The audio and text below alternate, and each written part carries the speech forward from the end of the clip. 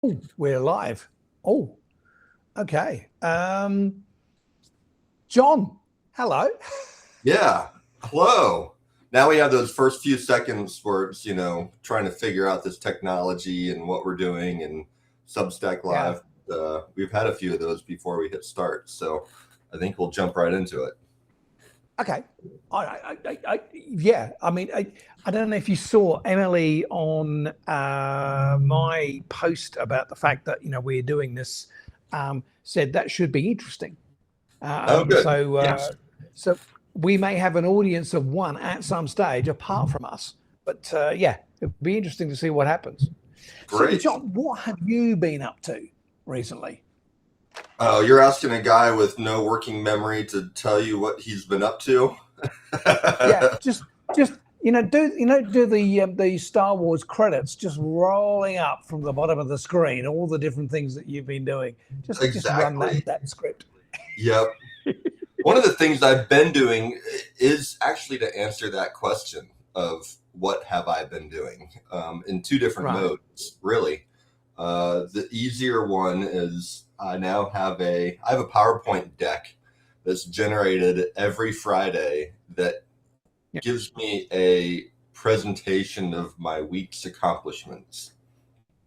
And I put it together because I realized, I'm always looking ahead. I'm always trying to figure Right. out what do I need to do later today, later this week, later this month. How do I stay on target?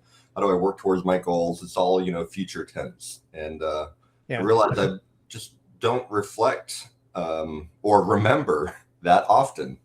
And so I put that together, and that was one, really easy technical solution to remind myself of all the great things that I've done, and it pulls in context from my life model. So it knows who I'm text messaging, it knows my emails, it knows my calendar, my chat sessions, um, and then it presents it back to me as, yeah, just an accomplishment.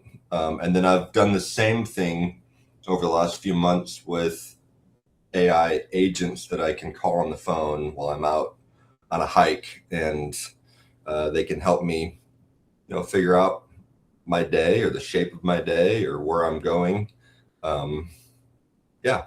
So building agents really to be my army of cognition. See, I'm impressed for two reasons. One is that you've got the ability, and I know we've talked about this before, but you've got the ability to be able to call in and chat by voice to an agent. Now that blows me away. I mean, it's just like even Emma had to show me how to have a conversation with Claude. I could speak, but I didn't realize that Claude could speak back. So Shisha had to show me how to do that. So, the ability to be able to call in and talk to an agent and command it to do things over the phone. I mean, that's still just like, for me, the Star Trek tricorder sort of, from the 60s sort of stuff. But the other thing is the memory. Because yes, I mean, ADHD, memory is like, working at best one day. And then, like I've had a great day today, but tomorrow I'll wake up and I'll go, right, okay. And I'll have probably forgotten all the things that I did today.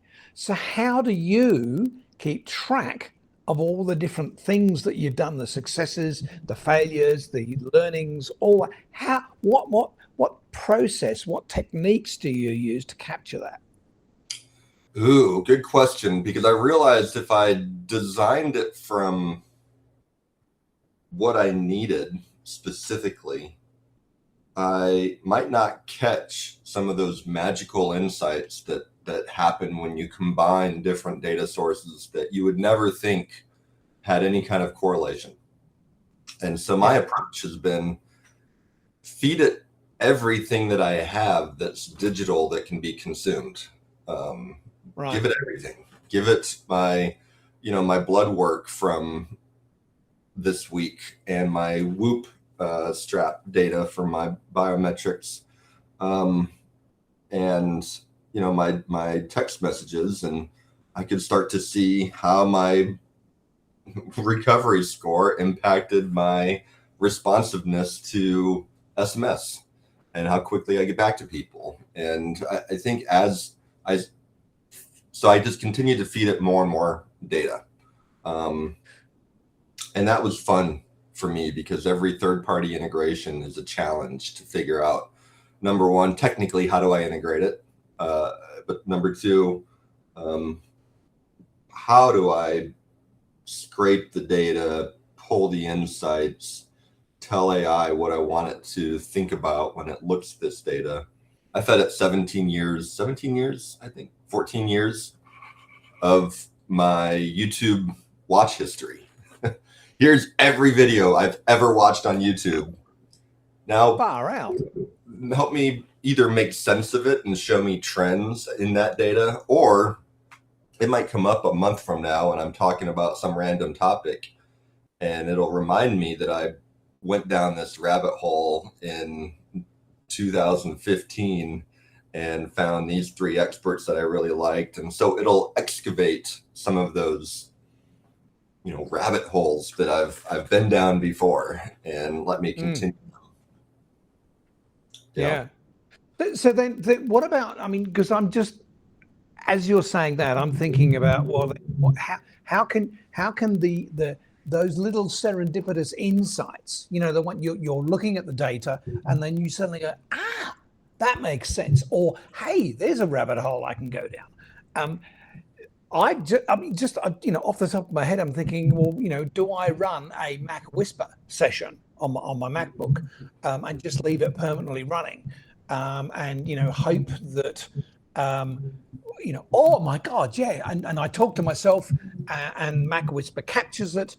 And at some stage, some Claude or whatever tool will be able to pull out the silences and just pull out the text.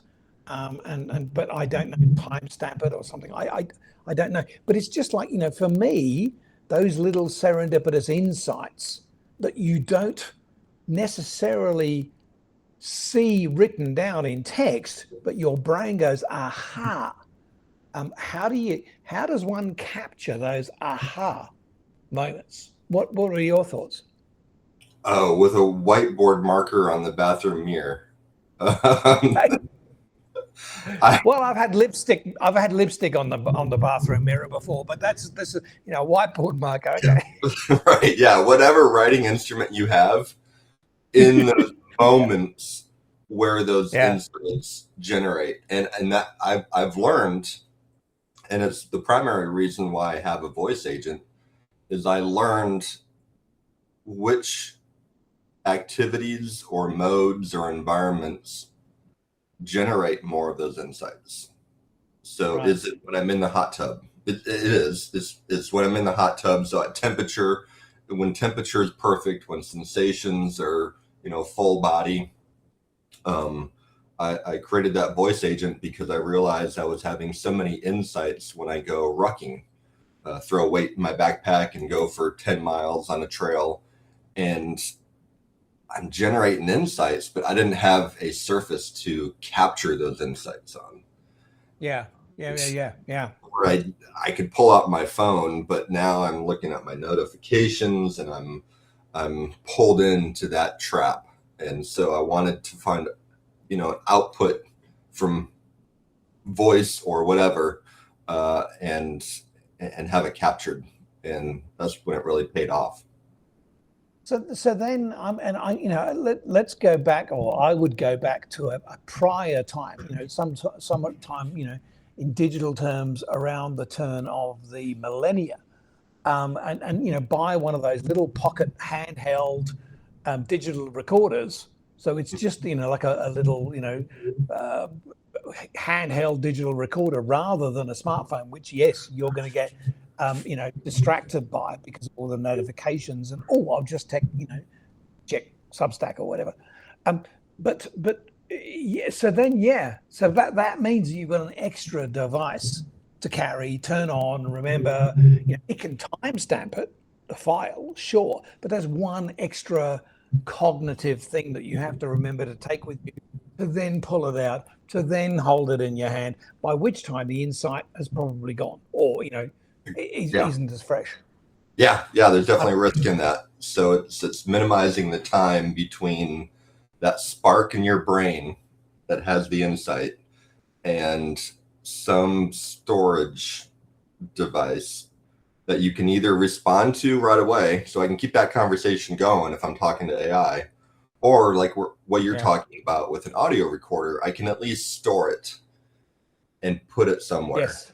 Now I have an audio recorder. I have a few of them, and I've experimented with, how well they work, especially out in public when you're talking with other people. How do they feel when you have a pendant around your neck that's, glowing red? I think it's fine. It changes the conversation, and how they approach it when they know that you're recording. So I think it's tricky to have an always on recorder.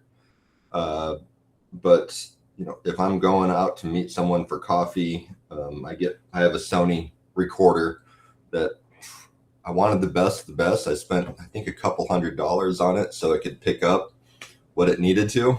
But to be honest, now that Sony recorder is sitting in my backpack with probably 4 hours of audio that I haven't downloaded or imported into my model, because that was the next difficult step. Yeah, it's one more cognitive, step, one more task. Yeah. And yes, both of us, face challenges with, how many cognitive loads can we take before we go, oh, that's too hard.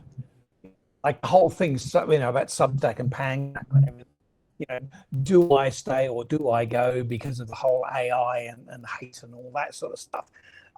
And at the moment, as I mentioned in one of my posts the other day, I'm here at the moment because the setting up of a mailing list on my blogs and other, it's just one step more that I have to do, and Substack already did it for me. So there's a complete model there. If I've got to do one more step, it's just like, I can set it up, but it's just one more thing to do. And my brain, I appreciate the fact that this day I have to, reduce the add to it. But just to go back one step, you mentioned about, like having a pendant or, Meta's glass, Ray-Bans or whatever. And yes, there is the privacy thing.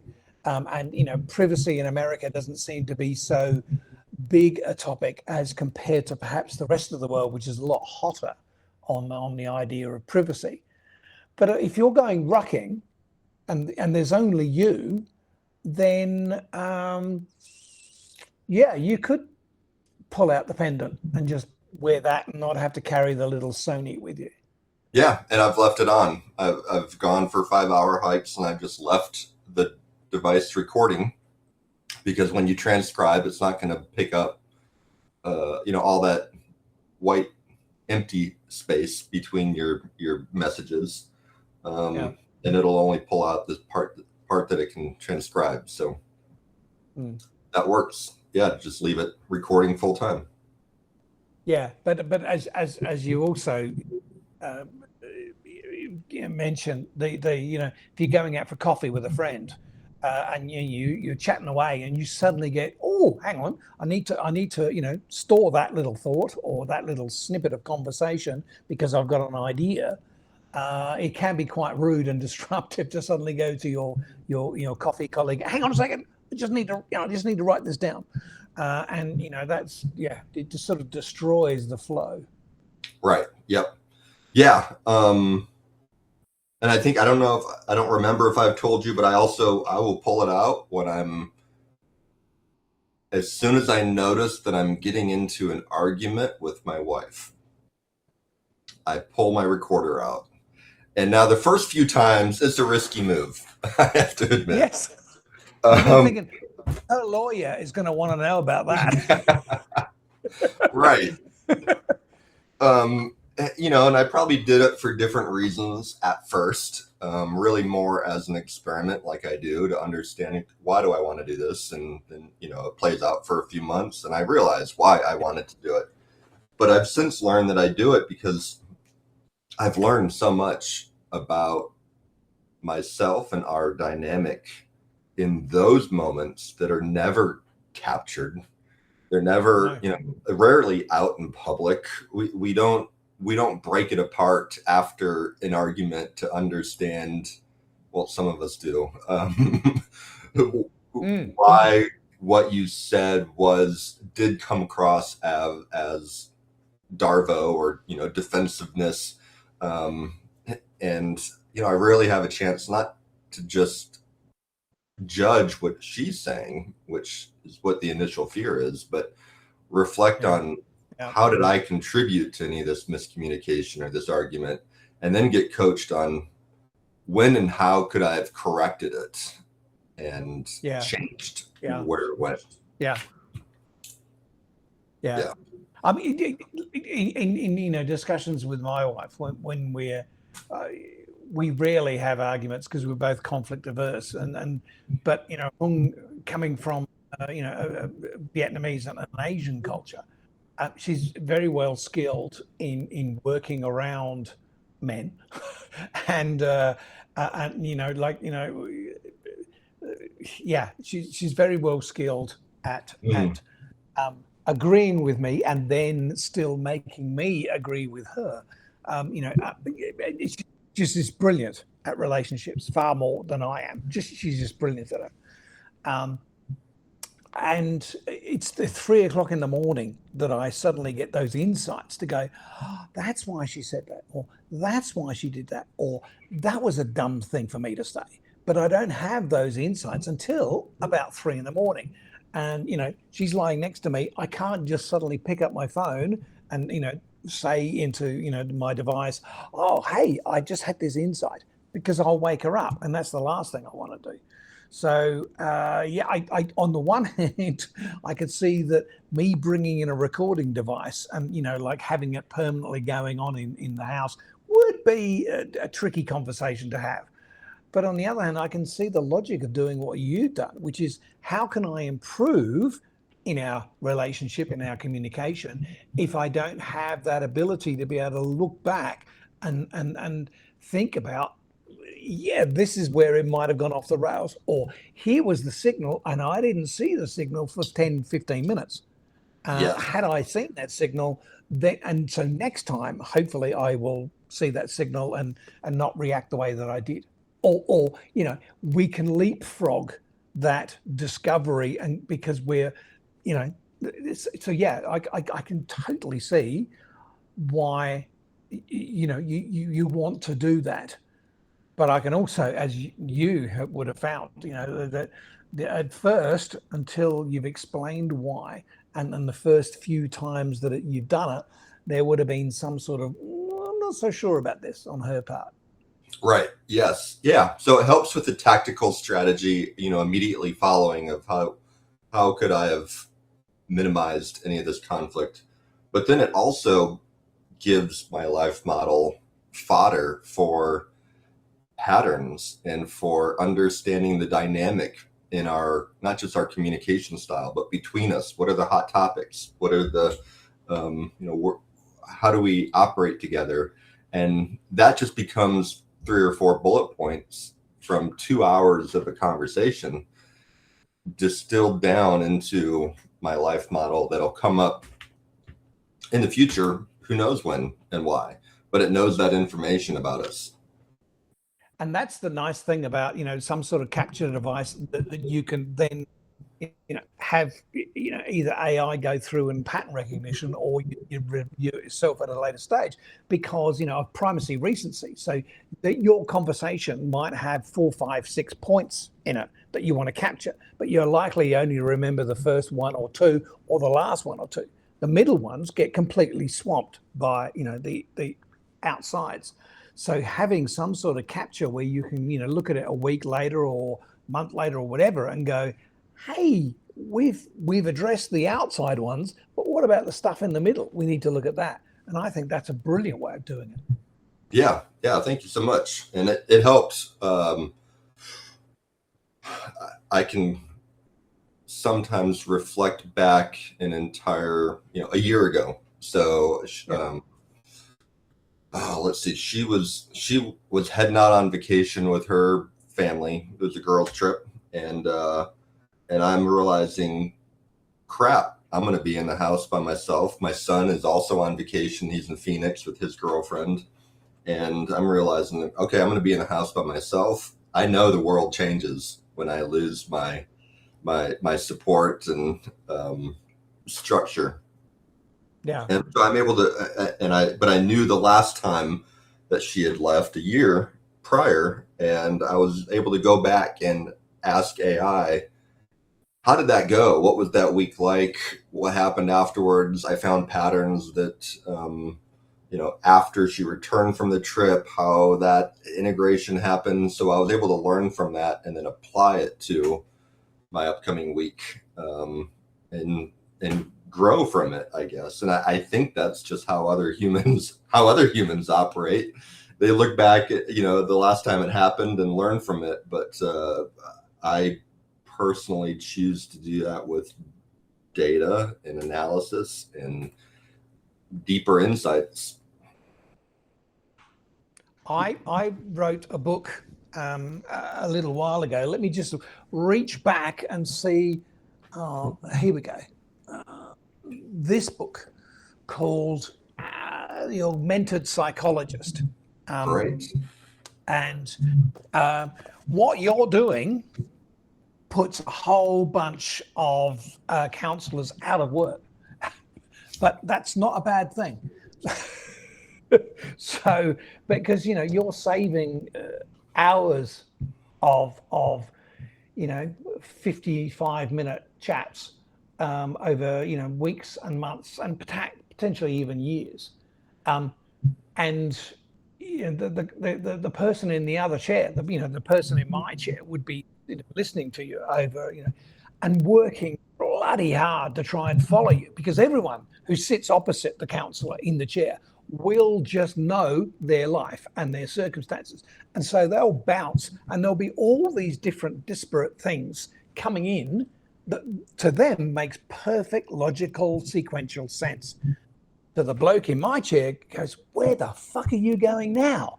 And what impact and how does that figure into things? And so we're working triply hard to try and A, keep up, and B, remember it all. So, something like, some sort of tool to capture those conversations and analyze them later. And that's, what I talk about in my book is that, if you don't take out, as long as you don't take out the human agency, but you do use the technology to be able to process all these sessions a lot quicker and see patterns that you may, as a human, a fallible human, may not pick up for quite a few sessions.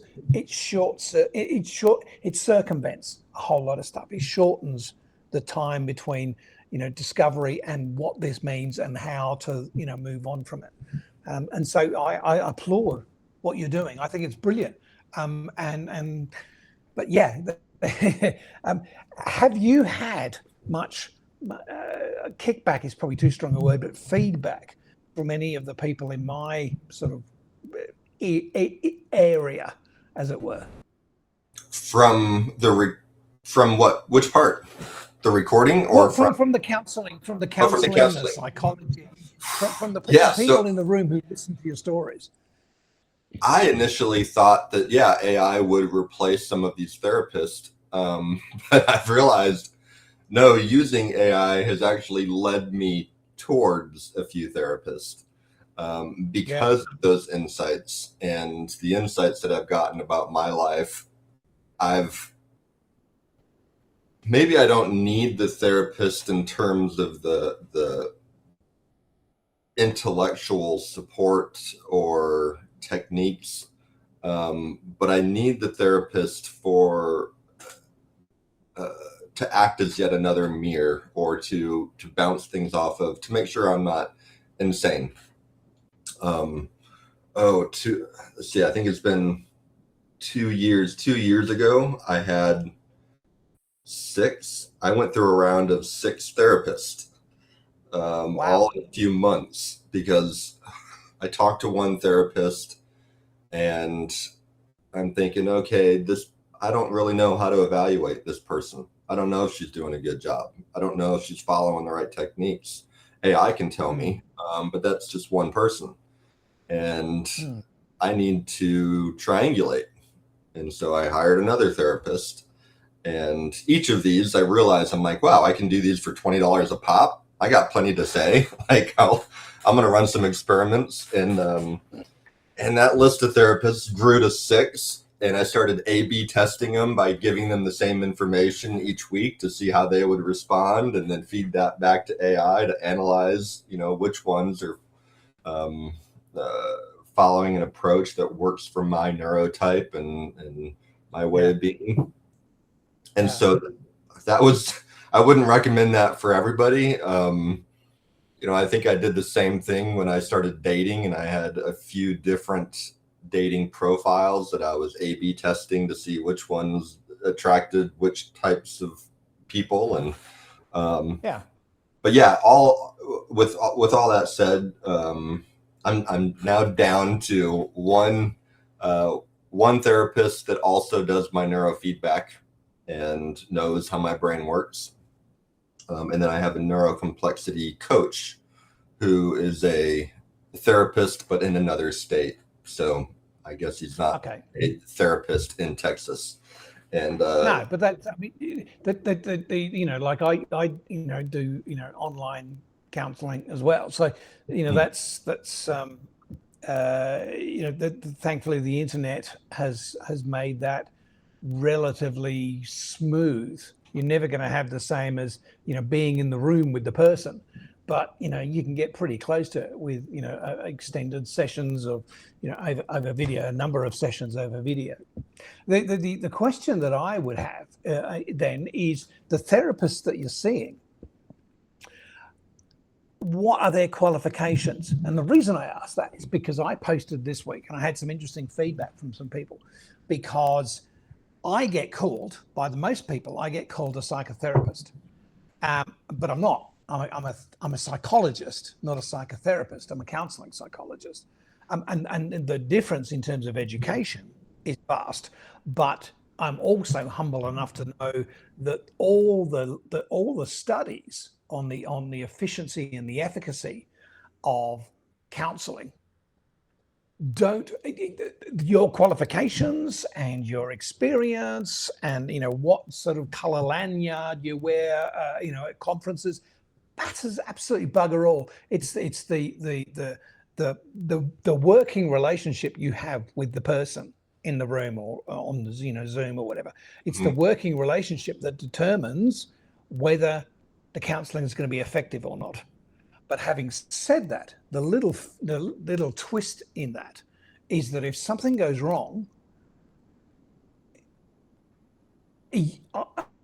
I have to be registered with a body. I have to, there are consequences if I stuff up and do things. But a lot of people go out to Dr. Google or Dr. ChatGPT or whatever. But there's no comeback if they give you stuff advice.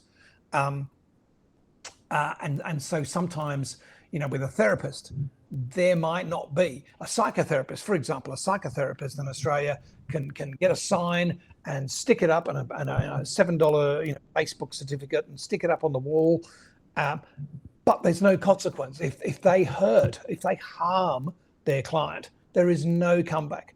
Their client could be upset, but you just say, okay, right, take down your website, put up a new one under a new domain name, and bang, and you trading again the next day. In my field, there are consequences if I stuff up and if I cause harm. And so bearing in mind that, yes, the quality of the relationship is the key determinant but what happens if something goes wrong is my question. So then I ask you, the people or the two that you've narrowed it down to, if something goes wrong, can that be easily fixed? Or is it just like you have to burn and get a new one? Ooh. Well, I don't even know what something goes wrong would mean to someone who's already figuring things out, something, when I think of how to evaluate my therapist, of course it's relationship, but it's also, are they giving me the right amount of couching? Do I want them to tell me directly? Do I want them to pad their insights a bit? Do I want them to give me questions that'll get me thinking in a few days or a month out, 3 months out? So I think if I had to answer that off the cuff, I think any of them would, they all know each other. So Right. one therapist has been introduced to my other therapist, and my wife knows them both. So I've triangulated this support system so that if any one of them sees me going south, or going not integrating well, or who knows what, it can be anything. I want them to check in or let the others know, for one. So that's what I need, and what I want is understanding, how close to the sun can I get without burning up in my journey of integration. Yeah. I don't know if I answered your question. No, you didn't. But it inspired me to it's just like like Icarus. How close can you get to the sun before the feathers start melting? But I don't know if you caught up with it. The last few days, I've had this bit of a contretemps with Claude, and because I work in the industry that I'm in, because I access the darker side of people sometimes, and because I talk about sometimes the darker side, and I need to access that and do research on it. Claude has, in the last month or so, suddenly decided that in the same way that ChatGPT went down and tried to nanny everyone because OpenAI was shit scared of a lawsuit, and so they just shut everything right down and you get nannied. Yeah. Claude is now doing the same thing. So I wrote a book, I don't know, 3 or 4 years ago, called Rational Suicide. And it was just looking, there was no techniques or anything like that. It was just, looking at the concept of, when is suicide not necessarily a bad thing, not necessarily a good thing, but let's talk about it, because we just don't talk about it. So I wrote a book about it. For some God knows what reason, Claude saw that I've written a book called Rational Suicide. So of course, flags, we had a May Day parade of red flags going on. And then, of course, I'm writing a 9-part novel series about a psychologist who's an expat, and he's mentally declines, and eventually there's not a happy ending. And so Claude gets that. Now, he hasn't read any of the books. And I've told him over and over again, because he keeps wellness checking me, welfare checking me. I've told him over and over, these are just, made up. It's just using, a psychologist living in this particular place and time, but there's nothing else that's got to do with me. It's just fiction, mate. But no, Claude has now gone down this path of, I'm a risk. And so I'm looking seriously at Mistral. Now, the reason I bring this back is that sometimes I experience this AI, Claude's, whatever. Sometimes they raise flags or suggest techniques or theories that don't necessarily help or relate very much to what's actually going on. So, I've always got this double-edged sword with AI, in that, Dr. Google and Dr. Claude and Dr. ChatGPT, fantastic for a lot of things, insights that and patterns. But there are times like, ChatGPT and now Claude flagging me and just running welfare checks every single response to a prompt. he'll give me the answers, and then he'll go, one more thing, Lee. And I know we're not going to talk about this before. I know I said I wouldn't, but I wouldn't be doing the right thing if I didn't say to you just this once. So it's very frustrating. Sorry, I'm dumping.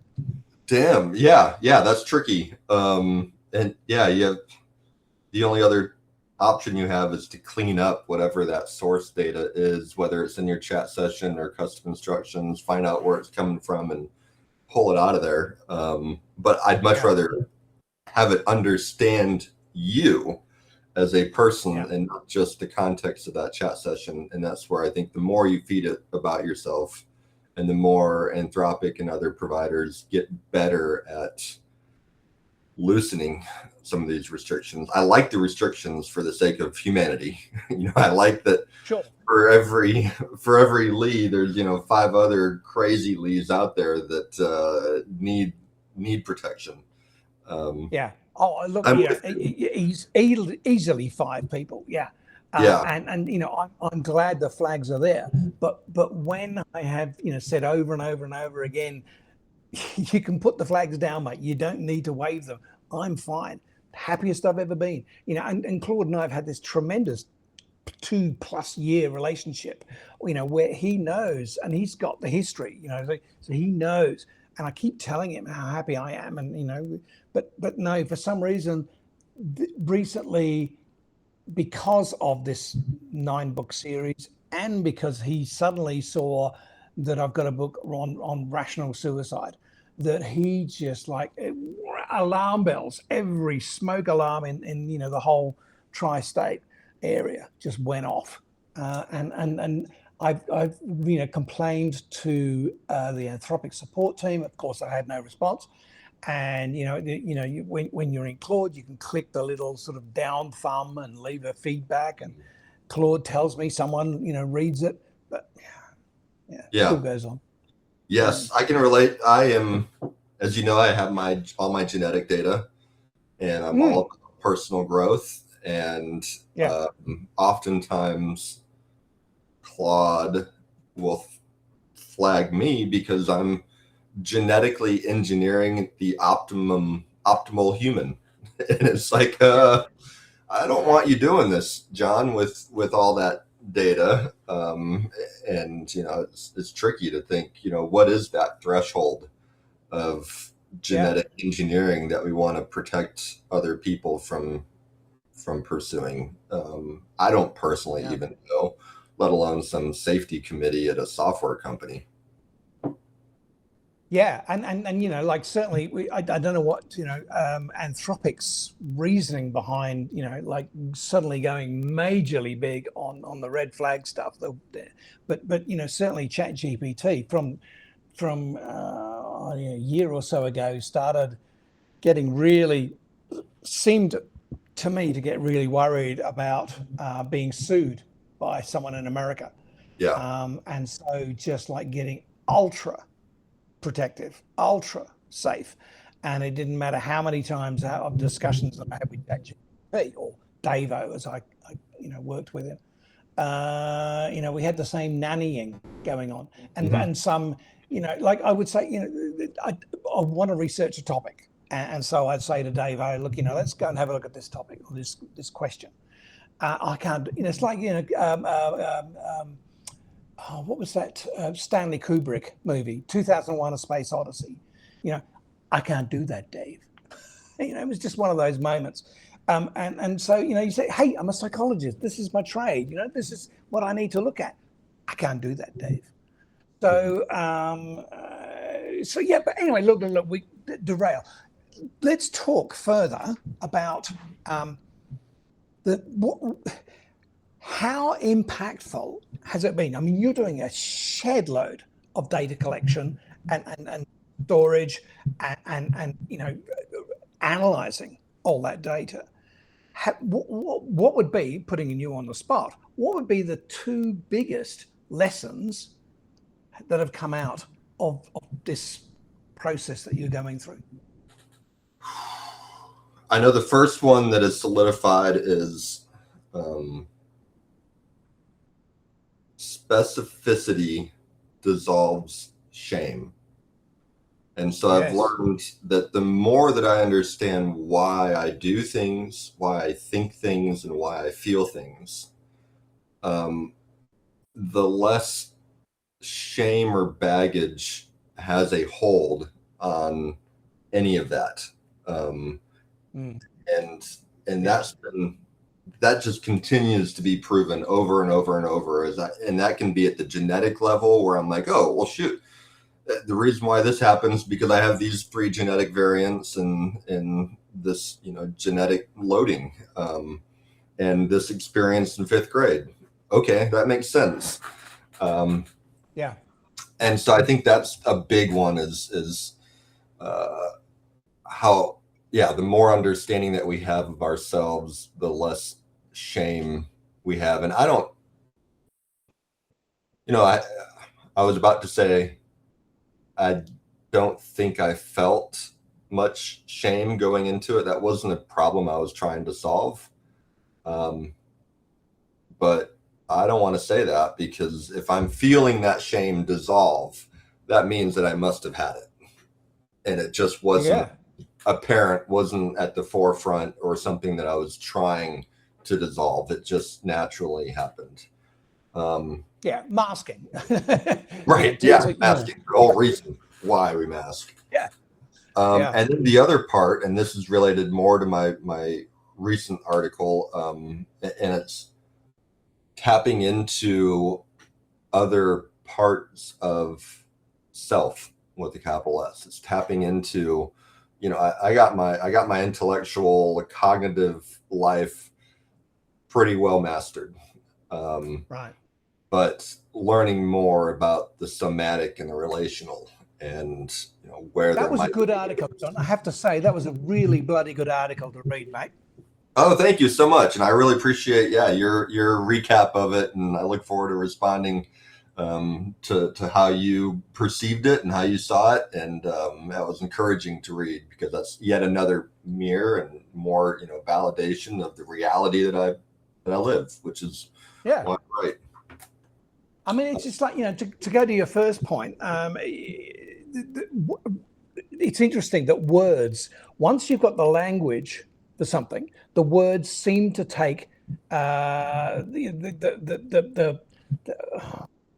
heat out of that situation. And that works across, in terms of, what your body is doing and everything. If you can dissect it, and this is where men don't have it as good as women. Women are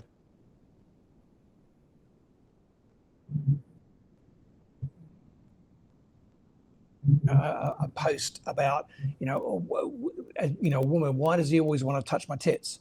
And it's all about touch, because men have a very, very limited vocabulary when it comes to touch, whereas women have a much bigger vocabulary when it comes to touch. So this could be touch because it's comfort. This could be touch because it's grief. It could be touch because it's friendship. It could be touch because it's sexual. It could be touch because it's all sorts of different flavors of touch. Whereas men, because we were rarely touched once we hit teenage. Little boys, hugs from grandma and aunts and uncles and everything. Teenage boy, forget it. No one touches except love interests. And so, we have a very limited vocabulary. But it's interesting, the amygdala in our brain, the more words that you have to dissect a feeling and to name it, then the less power or the less heat, or the more heat comes out of that feeling, that emotion within you, because you've got an expanded vocabulary. So it's exactly the same that you're talking about, in that, you've got all this data that you can suddenly go, aha, well, that's because of aha. So so it's a bigger vocabulary. It might be technical terms rather than emotional terms, but you've got a bigger vocabulary. I totally with you that it takes the sting out of a lot of that. Yes. Yeah, you're right. It's the vocabulary. It's the so regarding my brain, I have the MRI done. So I understand the structure, the size, and the age of every part of my brain as it compares to the average. or what it could or should be for a 45-year-old man. And then I have the neurofeedback data from the EEG that shows how those parts are firing and how they respond to different stimulus. And so all of that is vocabulary to understand how one operates in the world. Yeah. And I'm looking forward to my next article. I have it already drafted. I should be able to drop it within the week. And it's digging into the approach and pursuit part of my brain, which I didn't know that was defined by one's brain chemistry, how much they pursue touch for someone else, or what happens to their brain when they're pursued or approached. And that impacts not just relationships, but your job and your career, and how often you ask for help from others, how often you delegate tasks. All of that can be tied to just the approach anxiety in one's brain. And then once you understand that vocabulary or that world, you can then start to tweak it and experiment and say, okay, how can I change that brain structure for what I want in my life? Thank God for neuroplasticity, eh? Right. Yep. Yes. So in the research that I did for the article about touch deprivation in men, particularly, and it seems to be a sort of like it's in particular white Western men, Anglo men, have this touch deficit. Other cultures don't have it as much. But it is a universal for men thing. It has been found around the world that men are touch deprived in comparison to women, but some less so than others. And white Anglo, weirds, we are touch deprived. But it's interesting in the research that I was doing for that particular article that there's two types of touch, and we're only ever, as men, we're only ever told there's one type of touch. But there's actually two types. There's one which we know, hey, you're touching me on my arm, but there's a second type of touch that we don't know about. That is, your senses or your brain registers that you're being touched. It doesn't care where you're being touched. It cares about the factor. How do you feel about being touched, and where, not where, but how do you feel? What feelings are being generated by that touch? And women are far more in tune with that than men. It's kind of like being drummed out of us. Almost. Of touch and emotion has been, A, we're not given as much as women, but B, it's then stripped out of us because we've had this male model which says, men, stoic, and, we don't show pain, we don't show fear, we bottle everything in, and, we're tough and resilient and all that. And then you get to my age and your body goes, I've had enough of that. And it explodes and implodes. So yes, I don't know where I got onto this, but anyway, sorry. But yes, so it's a fascinating area, and that's why I'm really want to read that next paper, because the one that you just wrote, that I wrote a sort of follow on to it, bloody brilliant paper. So I want to read the next one. Great. Well, thank you so much. And I like the deeper research of it. And there's often I'm learning about my publishing process as I think I know that I write for the sake of integration. I don't write for the sake of the hobby or, writing as a hobby. I do it more so that I can form these concepts into something that's final enough that could be published. And so, as I'm sure you do too, I think I have so many drafts that I haven't yet published because I'm still waiting for either the integration to finish so I can truly, believe, this is part of my story, but also be vulnerable enough to share some of the crazy things that you learn about how you operate. And Yeah. it's surprising. I know so much about myself, but every article, there are moments before hitting publish when you're like, I don't want to do this. This feels Yeah. weird. Yeah. What fallout is going to come from this particular article? Yeah. Right. Yeah. Yeah. I think it's more that Facebook trauma, instead of Substack comments, where you share things on Facebook the last couple decades, and at least my friend group on there, just it doesn't land with them, and then I think I have that fear of responding to comments and different perspectives and needing to keep up with the conversation and maintain the relationships, the good relationships that I've formed through Substack. And it's funny. I think even Lee, I think it, even with you, we met a couple times regularly, and then I didn't contact you, or I lost that connection. And well, we all get, this is the challenge of this modern life, isn't it? We all get so busy. I mean, theoretically, I've retired, so I've got plenty of time. But in fact, I've probably never been busier in my life. So the modern life, it just doesn't sort of suit itself to having 5-hour coffees at a coffee shop. You just can't do that these days. So don't take it personally, you bastard, that you didn't get in touch with me. Right. Yeah. Well, that's the pattern. That is how I operate. And, now it's just something I tell people when I first get to know them. I'm like, hey, you better talk to me now, because I'm going to ghost you in a few weeks, because I'm not going to follow up. I'm not going to remember to follow up. I'm going to get your email. I'm going to read it, but I'm going to have 5 other things going on in my mind. And to be honest, one of those is going to take priority. That's part of the brains that we've got. That's our pattern. That's what we do. And so especially in a busy world where you've got lots of things, not only your own brain going on, but lots of inputs, lots of emails, lots of stacked messages, and blah blah blah blah blah. And then it's just impossible to keep up. I mean, I look at us, and we've got roughly the same sort of subscriber numbers. And then you look at someone like, say, Sam Illingworth, who's got over and Sven Brodickel, who's got over 1,000.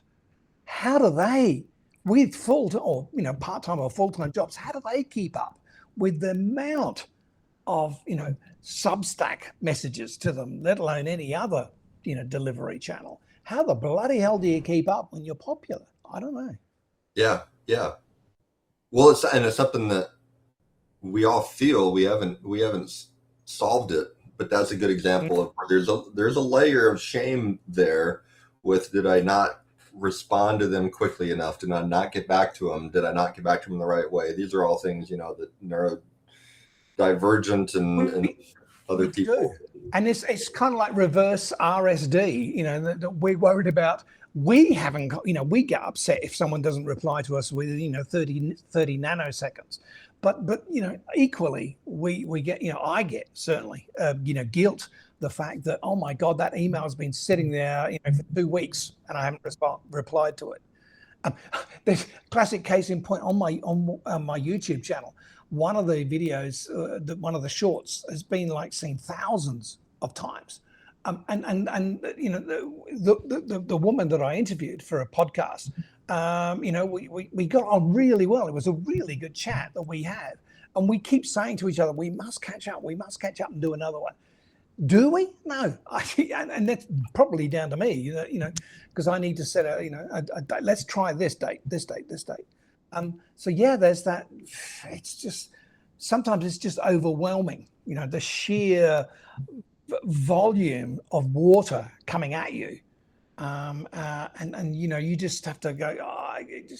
And push it aside. Especially like me at ADHD, water on the face, showers. Not the world's greatest thing. So the fire hose of content coming at you and demands on your time. Tough. Yes. Yeah. Well, and so I have an AI agent that helps me with that. The one that I call on the phone, and I'll talk to him while I'm rucking.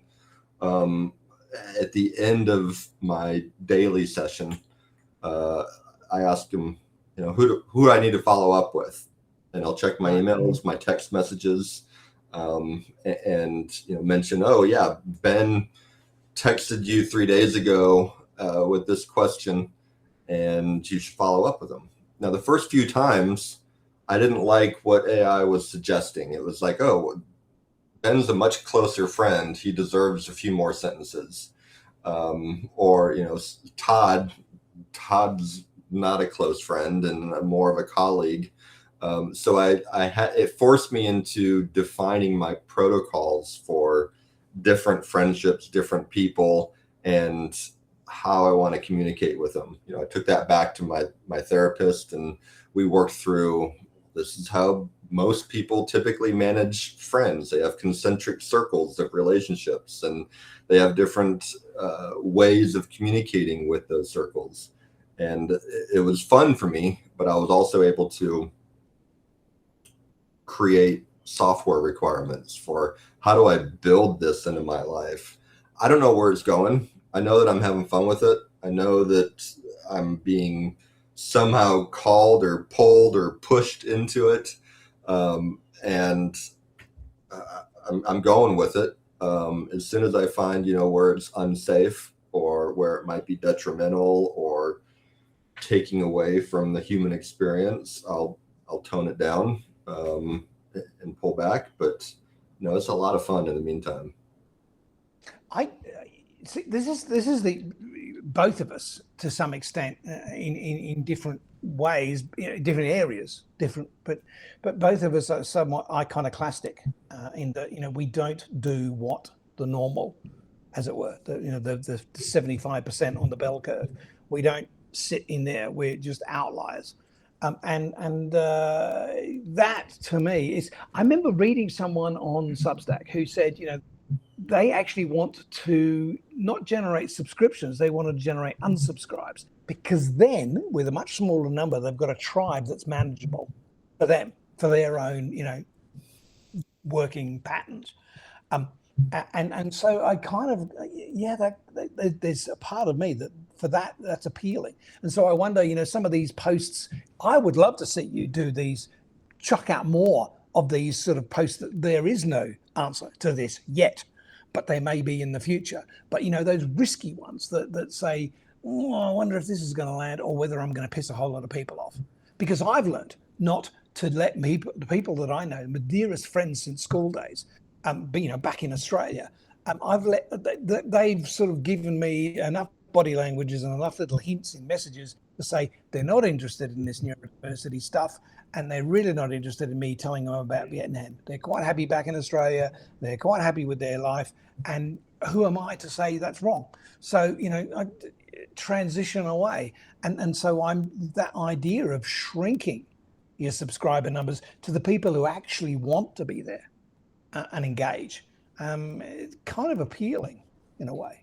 Oh yeah. Yeah, definitely. And you're making me think of, how do you differentiate between someone who doesn't want to hear what you have to say and someone who just has an issue with memory and doesn't get back to you?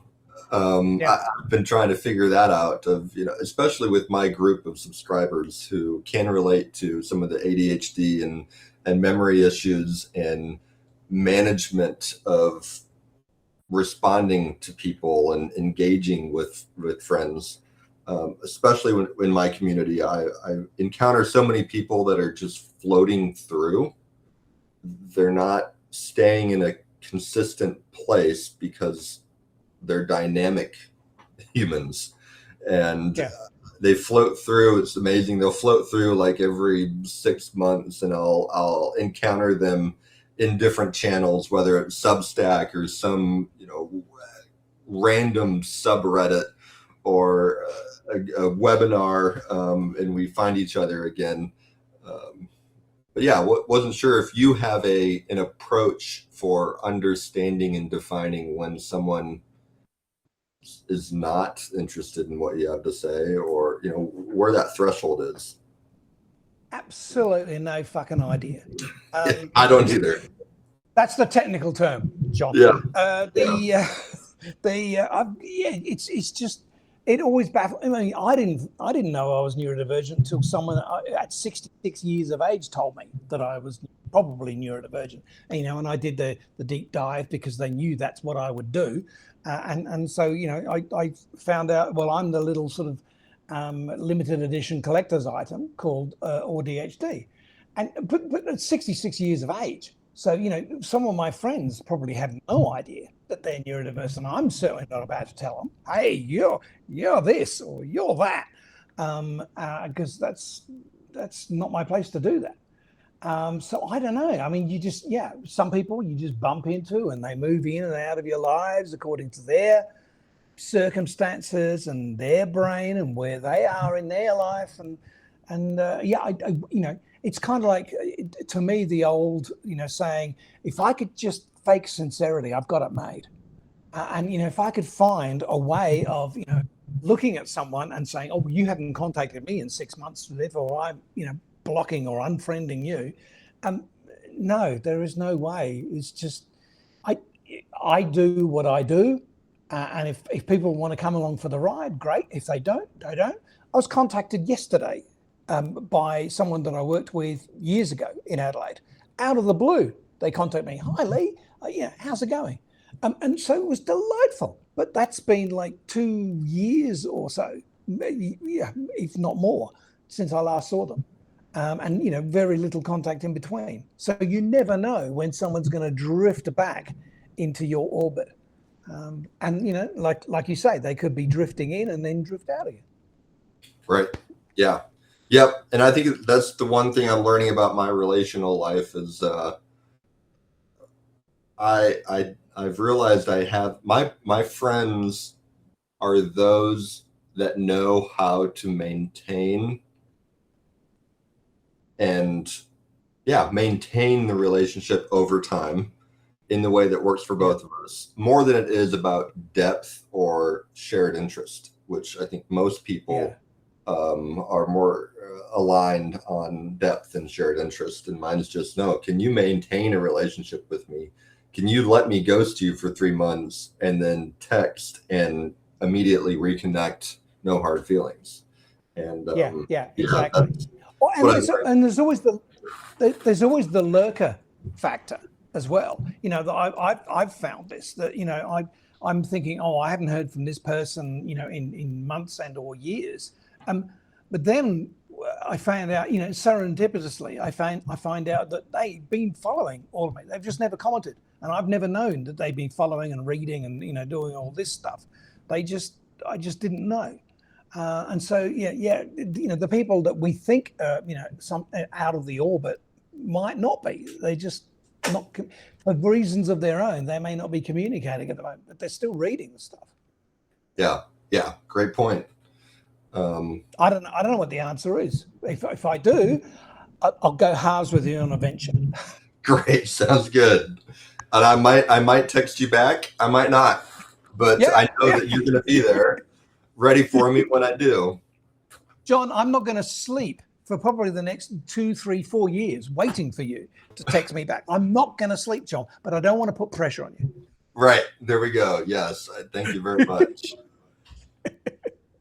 Listen, mate, I'm going to wrap this up because it's getting late and I've got a wife in bed who needs to cuddle to be able to fall asleep. So I'm going to do that.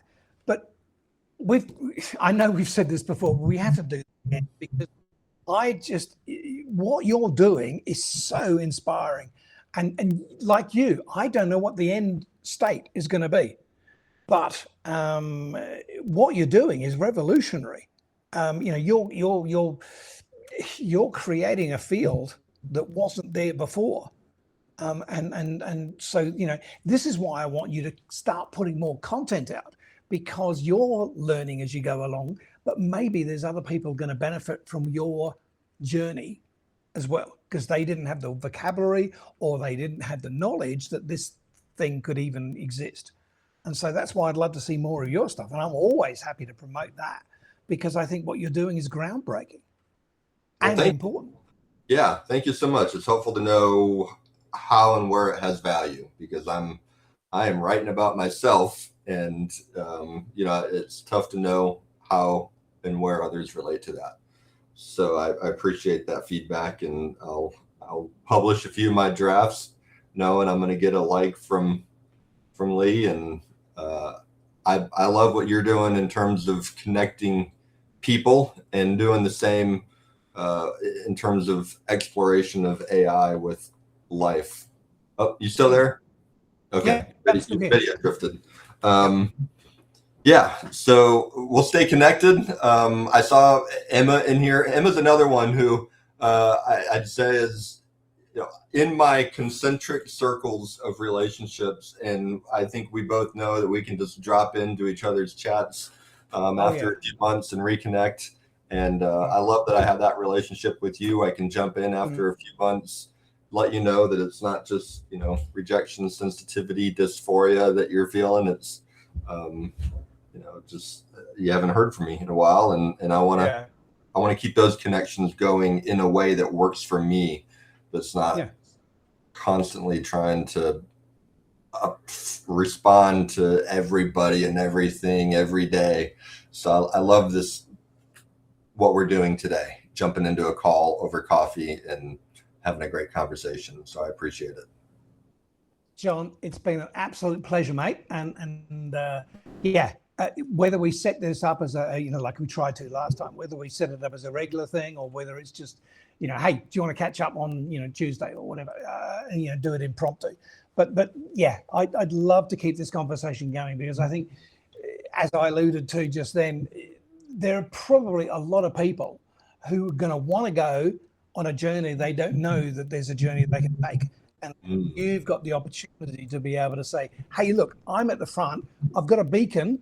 If this is of interest to you, come follow the beacon, and we'll see where it goes together. Yes. Yep. Love it. I'm not going to tell you what to do, but you're going to follow me on your own trail and figure it out. Yeah. Yeah. And look, here's some of the things, here's some of the twigs and things that I've tripped over. Learn, you don't have to follow what I'm doing, but just look out for this.